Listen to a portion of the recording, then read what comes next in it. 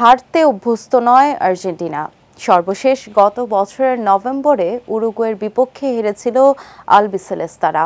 এরপর টানা ১২ ম্যাচে অপরাজিত থেকে কলম্বিয়ার বিপক্ষে বিশ্বকাপ বাছাইয়ের ম্যাচে নেমেছিল লিওনেল স্কালোনির শিষ্যরা। তবে এবার আর জয়ের ধারা ধরে রাখতে পারল না তিনবারের বিশ্ব চ্যাম্পিয়নরা। সে কারণেই বোধহয় ম্যাচ শেষে নিজেকে সামলাতে পারলেন না আর্জেন্টাইন গোলকিপার এমিলিয়ানো মার্তিনেজ। গতকাল কলম্বিয়ার বিপক্ষে ২-১ গোলে হেরেছে আর্জেন্টিনা। আর ম্যাচের পর মেজাজ হারিয়ে ক্যামেরায় আঘাত করে বসেন মার্তিনেজ, যে ভিডিও এখন সোশ্যাল মিডিয়ায় ভাইরাল। ম্যাচের পর দেখা যায় এমন দৃশ্য। হারের পর ফুটবলারদের সঙ্গে সৌজন্যমূলকভাবে হাত মিলিয়ে ড্রেসিং রুমে ফিরছিলেন এমি।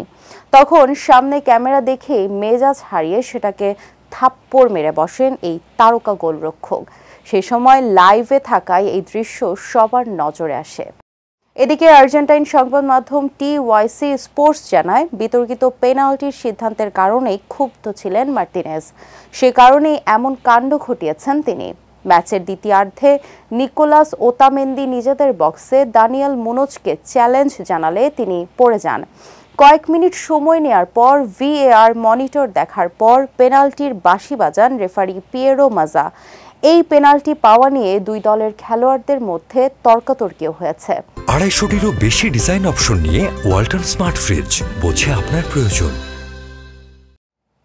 অবশ্য এমন ঘটনা এবারই প্রথম নয়।